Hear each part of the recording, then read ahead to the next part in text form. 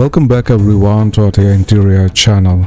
According to the latest rumors, the next generation Dodge Durango will come in late 2026 as 2027 model year SUV to replace the current generation, which has been around more than 14 years. We have illustrated how the exterior and interior of the new 2027 Dodge Durango could look like.